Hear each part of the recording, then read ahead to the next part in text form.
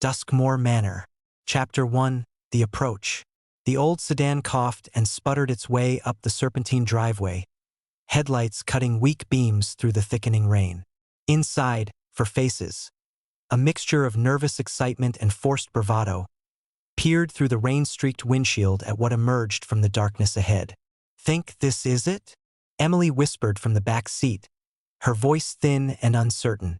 Sarah, gripping the steering wheel with white knuckles, nodded slowly. "Address matches. Duskmoor Manor. Built 1898. Abandoned for 50 years. She paused, swallowing hard. "Supposedly haunted as hell." Mark, slouched in the passenger seat with studied casualness, snorted. "Supposedly. Probably just cobwebs and drafty windows. Could be a good spot for a party, though. Better than another boring Friday night." Ben, quiet and thoughtful in the back seat beside Emily, adjusted his glasses and looked down at his phone, the last bar of service flickering and dying as they climbed higher. "The local legends aren't pretty, Mark. Disappearances, madness. The original owners, the Duskmoor family, vanished without a trace in 1923. All 7 of them, including 3 children. They found the dinner table set, food still warm on the plates. More fun for us, then," Mark said with a grin that didn't quite reach his eyes. His gaze kept darting nervously toward the looming Gothic structure finally coming into full view. It was massive, far larger than any of them had expected from the grainy photos online. The manor rose against the stormy sky like a malevolent cathedral, 3 stories of weathered stone and decaying wood, countless windows like vacant eyes staring out from a skeletal face. Gargoyles crouched on the eaves, their grotesque features worn smooth by decades of rain but still disturbingly lifelike in the lightning flashes. Twin towers flanked the main structure, their peaked roofs crowned with iron weather vanes that shrieked in the wind. The architecture was a chaotic mixture of styles, Victorian, Gothic revival, something older and stranger that didn't quite fit any category Sarah knew. As if the house had been built and rebuilt over the years, each edition more desperate and confused than the last. "Jesus," Sarah breathed, bringing the car to a stop near an overgrown fountain. The fountain's centerpiece, a circle of stone cherubs, had long since been decapitated, leaving only rough necks and the suggestion of small bodies frozen in an eternal dance around empty space. The rain was coming down in sheets now, the wind howling through the trees that pressed close around the manor's grounds. Thunder rumbled, deep and threatening. "Maybe this wasn't such a great idea," Emily said, her voice barely audible over the storm. "We drove 2 hours to get here," Mark said, already opening his door. "We're not turning back because of some rain and creepy statues. Come on." They scrambled out of the car, jackets pulled tight against the downpour, and ran for the imposing front doors. The steps leading up to the entrance were cracked and uneven, moss growing thick in the crevices. Sarah nearly stumbled, catching herself on the iron railing, which was so cold it burned her palm even through the rain. The doors themselves were massive, oak thick as a man's torso, scarred and weathered, with iron fittings that had rusted to the color of old blood. An ornate knocker in the shape of a snarling wolf's head hung at eye level, this metal tongue lolling obscenely. Mark reached for the handle, expecting resistance. But the door swung open easily, silently, as if it had been waiting for them. The creak that followed seemed to come not from the hinges but from somewhere deeper, from the house's bones, from its very foundation. A groan of anticipation. The 4 of them stood on the threshold, rain hammering their backs, staring into the darkness beyond. "Last chance to turn back," Ben said quietly. No one moved. Then Sarah, squaring her shoulders, stepped through. The others followed. The air inside hit them like a physical force. It was cold, far colder than the rain outside, and stagnant, thick with the smell of dust and decay and something else. Something faintly metallic and organic, like old blood mixed with rotting flowers. The smell of a tomb that had been sealed for decades and suddenly opened. "Okay," Mark admitted, his bravado wilting visibly. "Maybe a little creepy." They stood in a grand but ruined foyer that stretched up through all 3 stories of the manor. A sweeping staircase climbed into darkness on the far wall, its banister draped with cobwebs so thick they looked like gray silk. Dust motes danced in the weak light filtering through grimy windows, moving in patterns that seemed almost deliberate. To their left, double doors stood half open, revealing what had once been a drawing room. Furniture huddled under white sheets like ghostly figures frozen mid-conversation. To their right, a corridor stretched into shadows, doors lining both sides like a mouth with too many teeth. "Let's explore," Sarah said, trying to sound confident as she pulled out her flashlight. "But stick together. No wandering off." They moved as a tight unit, their flashlight beams sweeping across vast, empty rooms. A drawing room where shrouded furniture crouched like patient predators. A library where mildewed books sagged on their shelves, titles too faded to read. A music room with a grand piano that still held a yellowed sheet of music on its stand, the notes warped and swollen but still visible. A dining room stopped them all in their tracks. The table was set, not with the dust of decades, but deliberately arranged, as if someone had prepared for dinner and simply never arrived. Place settings for 7. Tarnished silver, crystal glasses clouded with age. And in the center, a candelabra with candles burned down to twisted nubs. "Ben," Emily said, her voice shaking. "You said they found the table set when the family disappeared?" Ben nodded, his face pale in the flashlight beam. "That's what the report said." "This is the same table," Sarah whispered. "No one's touched it in 100 years. They backed out of the dining room quickly. The manor was vast, sprawling and labyrinthine, with corridors that seemed to double back on themselves and rooms that appeared in unexpected places. It was utterly silent save for the howl of the wind outside and a persistent drip drip drip of water somewhere deep within its walls.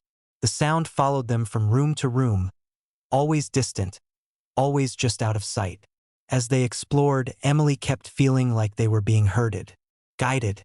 Every locked door, every blocked corridor, seemed designed to push them in a specific direction. Back toward the foyer, back toward the stairs. "Does anyone else feel like—" she started to say, then stopped. "Like what?" Sarah asked. "Never mind." But Emily's eyes kept darting to the shadows, to the corners where their flashlights didn't quite reach. As darkness fully fell outside and the storm intensified, they found themselves back in the grand foyer. Without discussing it, they'd all gravitated to the center of the room, instinctively seeking the open space. The temperature had plummeted further. Their breath misted in front of their faces. Emily shivered violently, not just from cold, but from something else. A feeling of pressure in the air, like the moment before lightning strikes. "I don't like this," she whispered, eyes wide. It feels like something's watching us." "Just the house settling," Mark said, but his voice lacked conviction. He kept glancing up the dark staircase, where shadows seemed to gather more thickly than elsewhere. Then they heard it, a faint sound from high above them, soft and rhythmic, like footsteps crossing a wooden floor. They froze, flashlights aimed toward the top of the stairs where the third-floor landing vanished into darkness. Creak, creak, creak. The footsteps moved slowly, deliberately. Not the random creaks of an old house settling. These were measured, purposeful. "Wind," Sarah said. But even she didn't believe it. Another creak. Closer this time. On the second-floor landing now. Mark raised his flashlight, the beam cutting through the darkness but revealing nothing. Just shadows and cobwebs and empty space. "All right," Sarah said, her voice tight. "Let's just head back to the car. This storm isn't letting up, and it's getting seriously cold in here." They turned toward the front doors. Sarah reached for the massive brass handle, already rehearsing what she'd tell her friends about this failed adventure. The handle was ice-cold under her palm. It wouldn't budge. She pushed harder, pulled. Nothing. The door was locked solid. "Okay, funny joke," she said, turning to Mark. "You locked it. Haha. Now unlock it." Mark held up his hands, backing away slightly. "Wasn't me. I didn't touch it. It was open when we came in. You saw it." They tried the other doors they'd found, the back entrance off the dining room, a side door in the library. All locked. The windows were either painted shut, warped tight in their frames by decades of moisture, or too high to reach without a ladder. We could break one, Ben suggested. But when Mark picked up a fire poker and swung it at the nearest window, the glass didn't crack. The poker bounced off with a dull clang that echoed through the house like a bell tolling. A wave of true panic began to set in. "We're stuck," Ben stated, his voice flat with dawning horror. As if responding to their fear, the house changed. Chapter 2. The House Awakens. The air grew colder, bitingly, painfully so. Sarah's fingers began to go numb, and she could see frost forming on the metalwork of the staircase banister. A low, melancholic hum started, vibrating through the floorboards and up through their feet. It wasn't mechanical. It was almost musical, like a choir of voices just below the threshold of hearing, singing in a language that predated words. Then the whispers began. At first, they were just indistinct murmurs on the edge of hearing, seeming to come from everywhere and nowhere.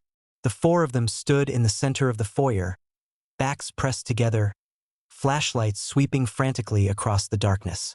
The whispers grew clearer, chillingly clear. "Sarah," a cold voice breathed, seeming to emanate from the very air beside her ear. She jumped back, heart hammering, spinning to face. Nothing. Empty air. "Mark, bravado won't save you here." A deeper, mocking tone echoed from the library doorway, followed by a sound that might have been laughter. Mark stumbled backward, his face draining of color. "Who's there? This isn't funny." "Emily?" "Afraid. So afraid." "Good." A chillingly sweet, childlike whisper slithered down from the top of the stairs. The voice sounded delighted, like a child discovering a new toy. Emily screamed, clapping her hands over her ears. "Make it stop. Please make it stop." Ben just stared up the staircase, his flashlight shaking so badly the beam danced across the walls like a trapped animal. He saw it then, not a full form but a distortion in the air at the landing. A deeper patch of shadow that didn't move with the flashlight, that seemed to exist independent of the light. And it was leaning forward, looking down at them. "What?" Sarah demanded, spinning toward Ben. "What is it? What do you see?" "Up there," Ben stammered, pointing. "Something. There's something." A sudden, violent gust of wind tore through the foyer. Impossible, because the doors and windows were sealed.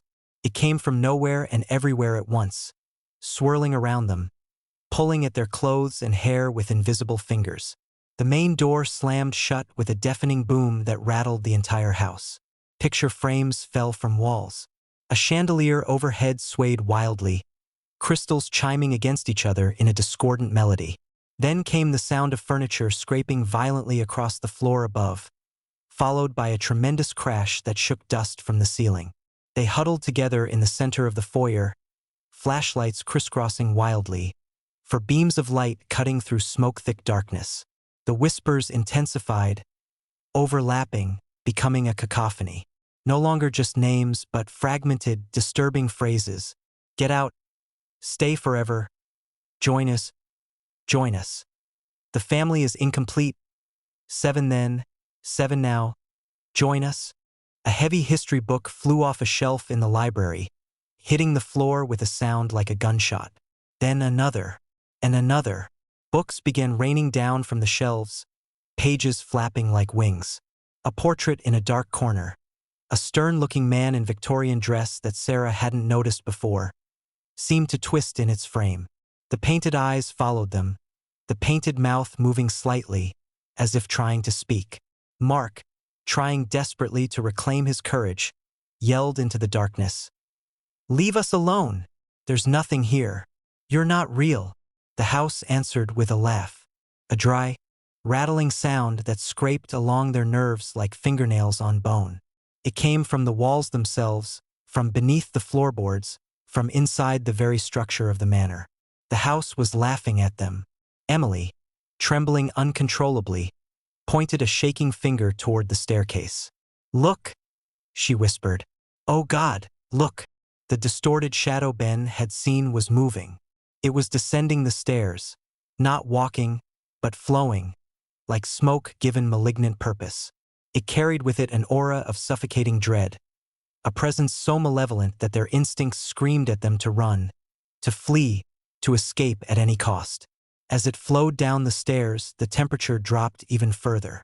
Their breath came out in great clouds of vapor. Frost spread across the walls in delicate, beautiful patterns that looked almost like reaching hands. Panic exploded. Upstairs, Sarah yelled, pointing toward a door they hadn't tried yet. A small door under the main staircase. Maybe there's another way out. A basement exit or… They scrambled toward it, tripping over each other in their haste. The flowing shadow reached the bottom of the stairs just as Mark fumbled with the door handle. It was locked too. No, no, no, no, Mark whimpered, banging on it uselessly. The wood didn't even vibrate under his fists. Felt solid as stone. The shadow pooled at the bottom of the stairs, growing darker, deeper. It wasn't just an absence of light, it was an absence of everything. A void that hurt to look at directly. A low, guttural growl emanated from it. The sound bypassed their ears entirely and resonated directly in their chests, in their bones, vibrating through them like they were instruments being played by something ancient and hungry. The air crackled with malevolence. Emily let out another piercing scream as the shadow lunged forward. It didn't move like a person or an animal. It moved like smoke given form and intention, expanding and contracting, reaching toward them with tendrils of absolute darkness. They scrambled back, pressing themselves against the far wall of the foyer, away from the staircase. The shadow filled the space between them and the stairs, pulsing like a living heart of darkness. Then suddenly, everything stopped. The growl ceased. The whispers fell silent. The suffocating cold lifted slightly, replaced by a chilling stillness that was somehow worse than the chaos that had preceded it. They stood there, panting, tears streaming down Emily's face, Mark wide-eyed and shaking, Ben frozen in terror, Sarah trying desperately to regulate her breathing and think, to plan, to find a way out of this nightmare. In the absolute silence, they heard it. A soft, metallic click. It came from the direction of the front doors. They all turned, hardly daring to hope. The massive oak doors, moments ago sealed tighter than a tomb, slowly, silently, began to swing inward. Fresh, rain-scented air rushed in, a stark contrast to the stale horror within. They could see the storm outside, could see the car waiting in the darkness, freedom just steps away. But from the top of the grand staircase, where the shadows still clung thickest, they heard a new sound. A slow, heavy thump, then another, and another. It wasn't footsteps, it was something being dragged, something immense and heavy, being pulled across the floor with terrible effort. Thump, pause, thump, pause. The sound descended the stairs, getting louder, closer, more insistent with each impact. The four of them stood paralyzed in the foyer, trapped between the open doors leading to the storm and salvation, and the unseen horror lumbering down the stairs behind them. The dragging sound reached the second-floor landing. It was just above them now. They could hear breathing, labored, wet, like lungs struggling to draw air through fluid. The lights in the foyer, lights that had been off since they'd entered, suddenly flickered to life. Ancient bulbs sparked and glowed with sickly yellow light, then died completely, plunging them into absolute darkness. The last thing they saw before the darkness swallowed them was movement at the top of the stairs. Something massive. Something that had once been human but was human no longer. The last thing they heard before the dragging sound reached the bottom was the soft click of the front doors closing again, sealing them back inside with whatever had descended from the upper floors. The rain continued to fall outside, oblivious to the terror now fully unleashed within the walls of Duskmoor Manor. They were trapped, and the house was finally ready to welcome them properly. Chapter 3. The History Speaks. In the suffocating darkness, someone was sobbing. Sarah realized.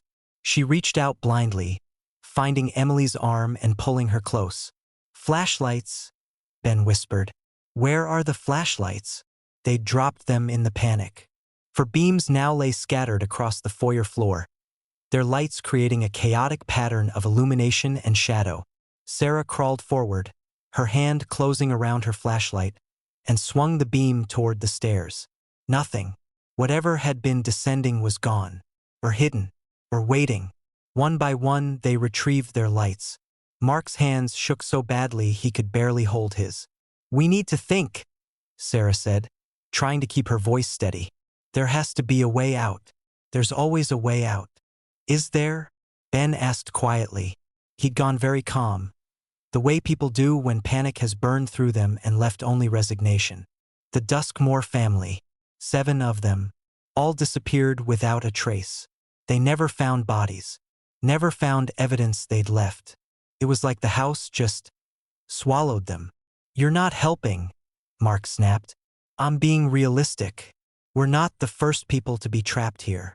Ben pushed his glasses up his nose, a nervous habit. "There were others. Over the years, I found articles, police reports, urban explorers who went missing, teenagers who came here on dares and never came home, always in groups. Always 4 or 7, Emily said, her voice hollow. "Right? Either 4 people or 7. Ben nodded slowly. "How did you know?" "Because there were 7 Duskmoors, and now there are 4 of us." And the voice said, Emily's voice cracked. It said 7 then, 7 now. "It wants more of us. It wants 7. "That's insane," Mark said, but his voice lacked conviction. "Then explain it," Emily shouted, hysteria creeping back in. "Explain the locked doors and the shadows and the voices. Explain what's happening to us." "I can't," Mark admitted quietly.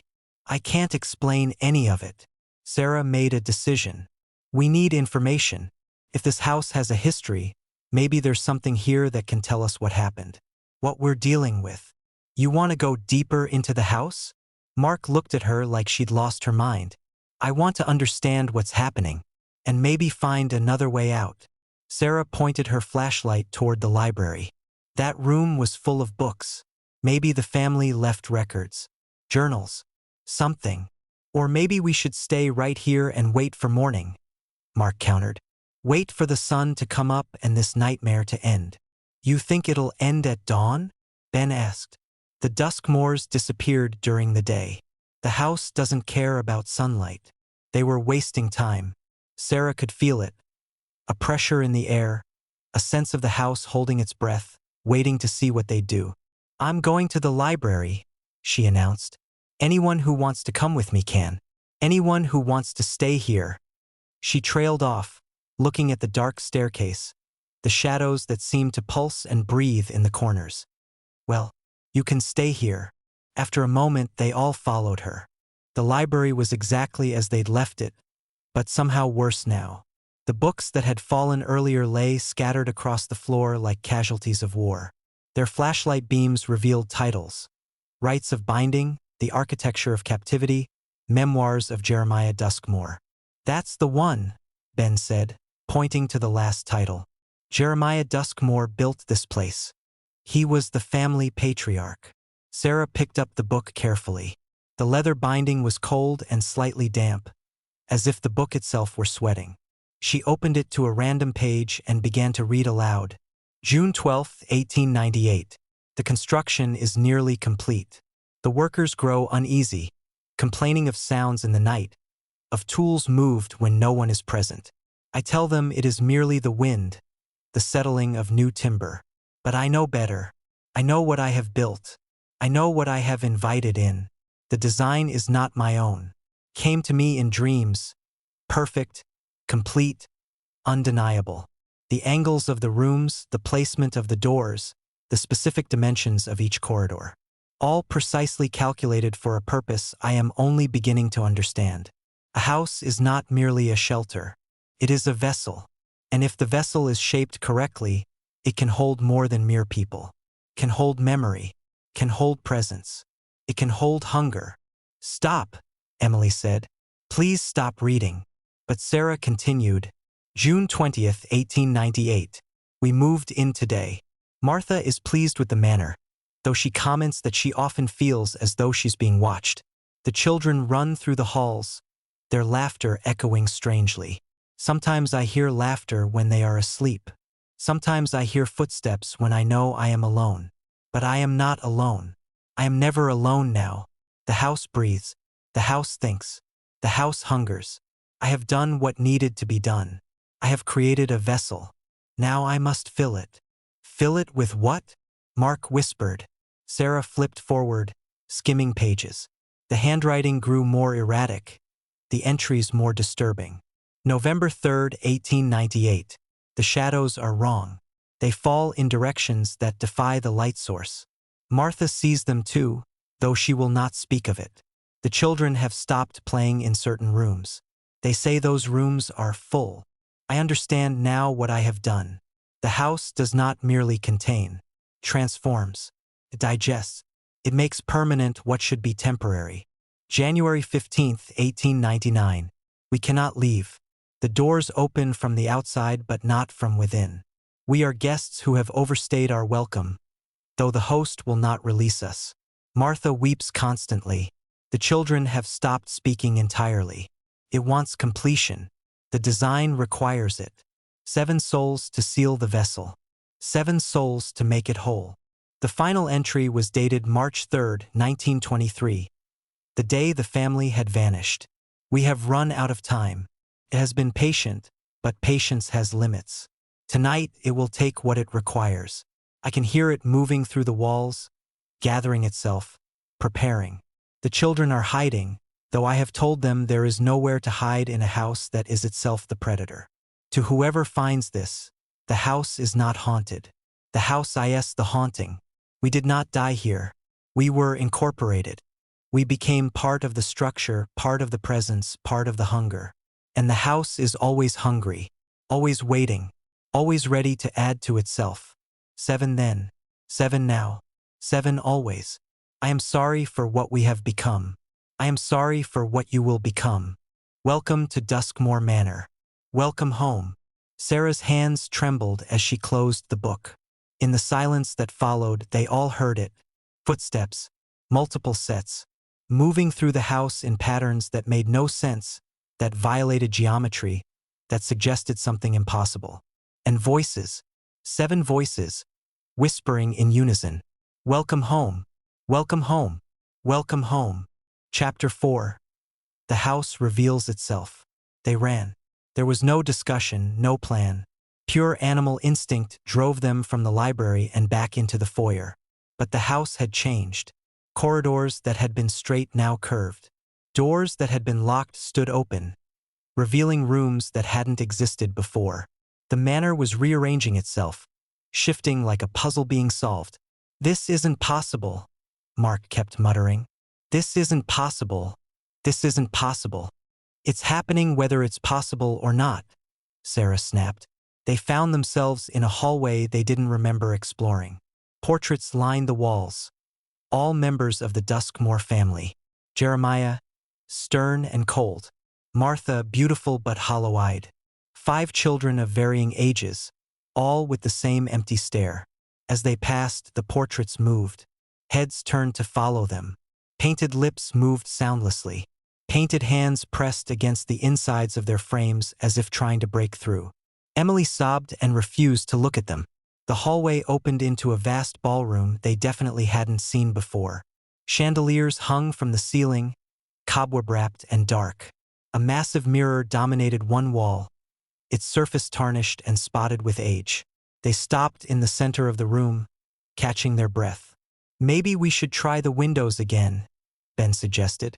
One of them has to. Look at the mirror. Emily interrupted, her voice strange, flat. They looked. The mirror showed the ballroom. It showed the 4 of them standing in the center, but it also showed 7 other figures, standing in a circle around them. The Duskmoor family, translucent, flickering, but undeniably present in the reflection. Sarah spun around. The ballroom behind them was empty, but in the mirror the Duskmoors were moving closer. 7 then. The reflection figures spoke in unison, though their lips didn't quite match the words. 7 now. There's only 4 of us, Sarah said to the mirror, to the figures, to the house itself. You can't have 7. There's only 4. The Duskmoor family smiled in the mirror. 7 identical, terrible smiles. You misunderstand, Jeremiah's reflection said. There are already 7. The reflection changed. The ballroom in the mirror darkened, and the 4 of them, Sarah, Mark, Ben, Emily, began to change in the reflection. Their forms became translucent, flickering, joining the circle with the Duskmoors. But wait, there were still 4 solid figures in the center of the reflection. 4 new people standing exactly where Sarah and her friends stood, looking around in confusion and terror. No, Sarah breathed. No, we're not. You've been part of the house for hours, Martha's reflection said gently, almost kindly. Since you crossed the threshold, since you breathed the air, since the door closed behind you, the transition is already complete. You just haven't accepted it yet. Lies, Mark screamed at the mirror. We're alive. We're real. Are you? Jeremiah's reflection tilted its head. Touch yourself. Really feel. When was the last time your heart beat? Sarah pressed her hand to her chest. Nothing. No heartbeat. No pulse. She grabbed Mark's wrist. Nothing there either. She looked at her friends and saw the horror of realization dawning on their faces as they made the same discovery. We're dead, Emily whispered. We've been dead since we came inside. Not dead, the Duskmoor children said in perfect unison. Incorporated. Part of the house. Part of the presence. Part of the hunger. The mirror figures stepped forward, and suddenly Sarah and her friends were yanked backward, though they hadn't moved. The perspective shifted sickeningly. They were in the mirror now, looking out at the ballroom, looking out at 4 new figures standing in the center of the room. 4 figures who looked exactly like them. Solid. Real. Alive. These new versions of themselves looked around in confusion. The new Sarah pulled out her phone. Still no signal, she said. Words Sarah remembered saying hours ago. Maybe we should head back. Come on, the new Mark said. We just got here. Sarah, the real Sarah, the reflection Sarah, pounded on the inside of the mirror. Her fists made no sound. The figures in the ballroom didn't react. This is your purpose now, Jeremiah said beside her. He was no longer in the reflection of the ballroom but standing next to her in whatever space existed inside the mirror. You will welcome the next guests. You will guide them. You will help the house grow. I won't, Sarah said. We won't. We'll fight this. You'll do as we did, as all before us have done, as all after you will do. Martha's voice was sad but certain. The house provides what you need. Purpose, company, eternity. You'll never be alone again. You'll never have to face death, because you've already transcended it. This isn't transcendence, Ben said, his voice shaking. This is imprisonment. At first, one of the Duskmoor children said. A girl of perhaps 10 with ringlets and a Victorian dress. But you'll come to understand. Time works differently here. What seems like forever eventually becomes just now. And now isn't so bad. Now is safe. Now is eternal. In the ballroom, the 4 new versions of themselves were exploring, moving toward the door, heading deeper into the house. Sarah watched herself, her living self, her solid self, walk away. Epilogue. The eternal now. Time passed. Or it didn't. In the mirror space, in the between place where the incorporated residence of Duskmoor Manor existed, time was meaningless. Sarah and her friends joined the Duskmoors. They learned to move through the house, to appear in reflections and portraits, to whisper and manipulate and guide. They learned to be the house, part of its hunger, part of its purpose. At first, they tried to warn people, tried to help new visitors escape. But the house was stronger than their intentions. It used their forms, their voices, their memories to lure and trap. And gradually, they stopped fighting. Because the Duskmoors were right. The now wasn't so bad. They had company. They had purpose. They had eternity. And the house was always hungry, always waiting, always ready to add to itself. Sarah lost count of how many groups came and went. Some escaped. The house let them go, sent them out into the world changed, haunted, carrying its influence like a virus. They would bring others eventually, whether they meant to or not. Most stayed, joined, became part of the structure. 7 at a time usually, sometimes 4, sometimes 13. The number didn't really matter. The house accommodated all. Duskmoor Manor grew. Not physically, it remained the same Gothic nightmare on the outside. But inside, in the spaces between spaces, in the reflections and shadows and whispers, it was infinite. And Sarah, Emily, Mark, and Ben became just 4 more voices in the chorus. 4 more figures in the portraits. 4 more sets of hands pressing against the inside of mirrors, welcoming new guests, saying the words the house needed them to say. Welcome home, welcome home, welcome home. Years later, decades later, a new group arrived. 6 college students on a dare, laughing nervously as they pushed open the front doors. The house welcomed them. The doors closed behind them with a soft, satisfied click. And in the ballroom, in the great mirror on the wall, dozens of figures gathered to watch. The Duskmoors, Sarah and her friends, and all the others who had come before, all wearing the same empty smiles, all speaking in unison. Welcome to Duskmoor Manor. Welcome home. The house was always hungry, and it was very, very patient. The end. Or perhaps just another beginning in the eternal now of Duskmoor Manor, where the Incorporated wait patiently for the next guests, for the next additions to the ever-growing family, for the house to finally achieve whatever completion it seeks, though none of them remember anymore what that completion might be. The house remembers. The house always remembers. And the house is always, always hungry.